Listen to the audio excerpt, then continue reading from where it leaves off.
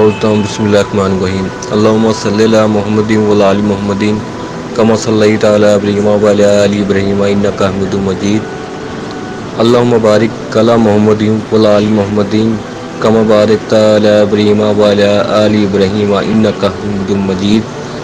اللہ تعالیٰ قرآن پاک کی سورہ نمبر 12 سورہ یوسف کی آیات نمبر 90 میں ارشاد فرماتے ہیں، ترجمہ: اور انہوں نے کہا، کیا واقعی تو ہی یوسف علیہ السلام ہے؟ جواب دیا کہ ہاں، میں یوسف علیہ السلام ہوں اور یہ میرا بھائی ہے۔ اللہ نے ہم پر فضل و کرم کیا۔ بات یہ ہے کہ جو بھی پرہیزگاری اور صبر کرے تو اللہ تعالیٰ کسی نیکوکار کا اجر ضائع نہیں کرتا۔ تفسیر ہے: بھائیوں کو یہ سن کر دھچکا لگا کہ برسوں پرانی بات جو ہمارے سوا کوئی نہیں جانتا، اس اجنبی سرزمین میں جاننے والا یہ کون نکلا ہے؟ پھر ان کے ناقوش اور پر غور کرتے ہوئے فوراً نتیجے پر پہنچ گئے کہ یہ تو ہمارا وہی ستم رسیدہ بھائی یوسف علیہ السلام ہے۔ پھر حیرت، تعجب اور دہشت کے ملے جلے تاثرات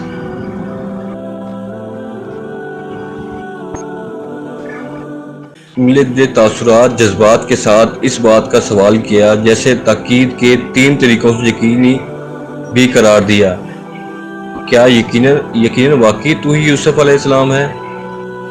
اور اس کے بعد پھر تاکید سے اتنے یقین کے باوجود سوال کیا جس میں کچھ شک بھی ہوتا ہے۔ فرمایا یوسف علیہ السلام نے، ہاں، میں ہی یوسف علیہ السلام ہوں اور یہ میرا بھائی ہے۔ ان 2 لفظوں میں یوسف علیہ السلام نے وہ ساری داستان دہرا دی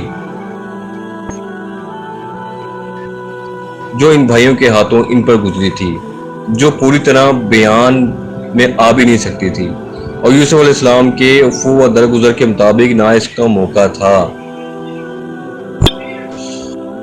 اور اس مصیبت کے نجات سے دے کر دونوں کو ملا دیا اور اس بلند مرتبہ پر پہنچا دیا جسے تم اپنی آنکھوں سے دیکھ رہے ہو۔ یعنی حرام کام اور نافرمانی سے بچتا رہے اور اللہ کے حکام کی پابندی اور پیش آنے والی مصیبتوں اور اللہ کی تقدیر پر صبر کرے۔ شاہ عبداللہ رحمۃ اللہ لکھتے ہیں، جس پر تکلیف پڑے اور وہ شرع سے باہر نہ ہو اور گھبرائے نہیں تو آخر باللہ یعنی تکلیف سے زیادہ عطا ہے۔ بہت پیاری خوبصورت آیات ہے سورہ یوسف۔ اس میں بہت سی نصیحتیں ملتی ہیں ہم مسلمانوں کو بھی۔ پہلی نصیحت یہ ہے کہ یعقوب علیہ السلام نے یوسف السلام کو منع کیا ہوتا ہے کہ اپنے راز کی بات کسی کو نہیں بتانی، مطلب اپنا راز کسی کو نہیں بتانا۔ آپ نے وہ خواب دیکھتے ہیں خواب میں کہ 5 ستارے ان کو سجدہ کریں، اور وہ یعقوب علیہ السلام منع فرماتے ہیں کہ آپ نے بھائیوں کو راز نہیں بتانا۔ بچپن میں ہوتے ہیں، غلطی سے راز بتائے تھے اپنے بھائیوں کو، ان کے بھائیوں کو کنویں میں گھیر دیتے ہیں، پھر مشکلات آتی ہیں ان کے پاس، وہاں سے ان کے مشکلات شروع ہوتی ہیں، تکلیفات شروع ہو جاتی ہیں، وہ برداشت کرتے ہیں اس مشکلات کو، تکلیفات کو، صبر سے کام لیتے ہیں، ٹھیک ہے۔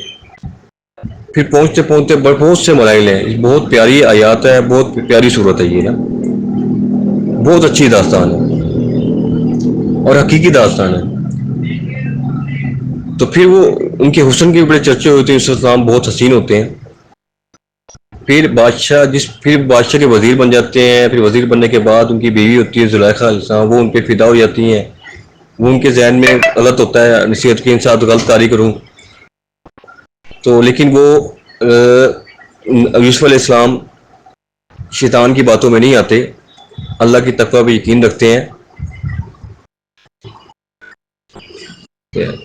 تو بادشاہ کو پتہ لگتا ہے اس واقعے کا، تو وہ یوسف السلام کو اس طرح بلیم لگتا ہے ان پہ، اور وہ جیل میں ڈال دیتے ہیں۔ تو یوسف السلام قید میں بھی گزارتے ہیں۔ قید میں گزارنے کے بعد پھر ان کو موضع ملتے ہیں خواب کے، جو انہیں خواب نظر آتا ہے وہ سچا ہوتا ہے۔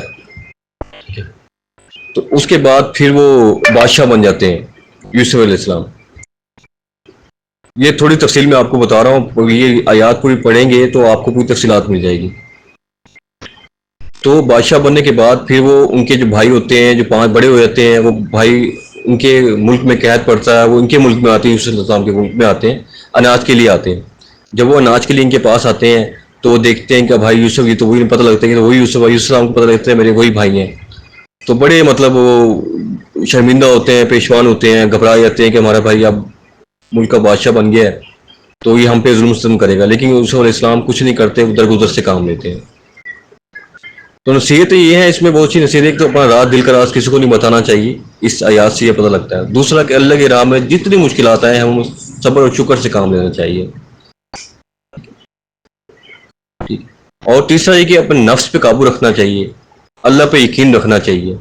اور چوتھا یہ ہے کہ بندے کو درگزر کرنا چاہیے ہر معاملے میں، جس طرح اللہ تعالیٰ ہماری برائیوں کو ہمارے گناہوں کو درگزر کرتا ہے، اس طرح بندے کو بھی درگزر سے کام لینا چاہیے۔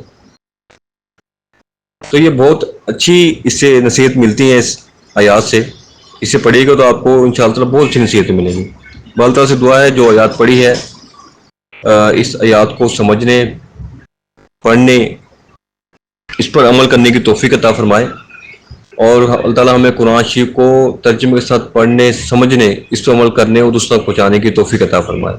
Please subscribe.